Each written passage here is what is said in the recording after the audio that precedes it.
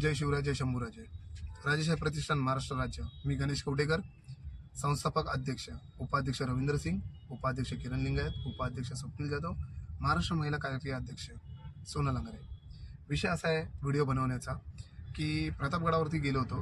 प्रतापगडावरती गेल्यानंतर नजरेत असं आलं की आपल्याच मराठी बांधवातल्या काही ताई कमी कपडे घालून गडाकोटवरती आलेले होते आणि वाऱ्यामुळे त्यांना ते जरा अनकम्फर्टेबल वाटत होतं. तर विषय असा आहे की प्रतापगडावरती जाताना किंवा कुठल्याही गडकोट किल्ल्यावरती जाताना आपण कम से कम आपल्या कपड्यांचं भान ठेवावं, कुठले कपडे घालावेत हे तरी कळावं. गडकोटवरती जाताना कम से कम तुमचे कपडे एवढे तरी कमी नसावे की गडकोटवरती गेल्यानंतर तुम्हाला परत खाली पाठवले जातील. प्रतापगडावरती आम्ही गेले असताना आम्हाला असे भरपूर लोक भेटले. आम्ही त्यांना खाली पाठवलेले. खाली पाठवल्यानंतर त्यांनी आम्हाला विचारलं की असं का आणि तसं का. तर गडकोट किल्ले हा आमचा आदर्श आहे, सन्मान आहे आणि मराठी जातीचा अभिमान आहे. तर कृपया करून गडकोट किल्ल्यांवरती जाताना असे तोकडे कपडे घालून जाऊ नका. उगाच अपमानित व्हा आणि वरतून खाली पाठवले जाईल. दुसरी गोष्ट अशी आहे, रायगड किल्ल्यावरती मी बघितले काही गाईड्स लोकांना माहिती द्यायच्या नावाखाली किंवा माहिती देताना त्यांना एवढं भान राहत नाही की राजदरबारामध्ये चपला घालून स्वतः पण जात आहेत, बाकीच्या लोकांना पण सांगतात. मला तिकडच्या गाईड लोकांना आणि रायगडावर जाणाऱ्या सगळ्या शिवभक्तांना एकच सांगायचं आहे की कृपया करून या गोष्टीवरती लक्ष द्या. लोकांना सांगा, वारंवार कळवा.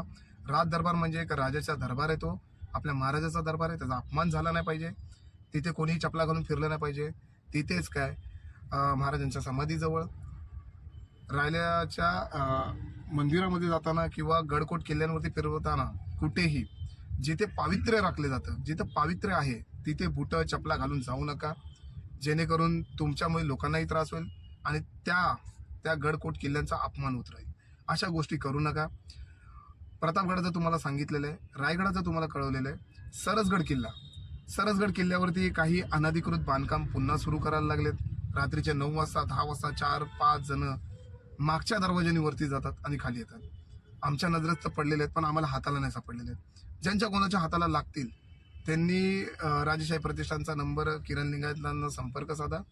जास्तीत जास्त आम्ही 2 तासामध्ये तिथं पोहोचू.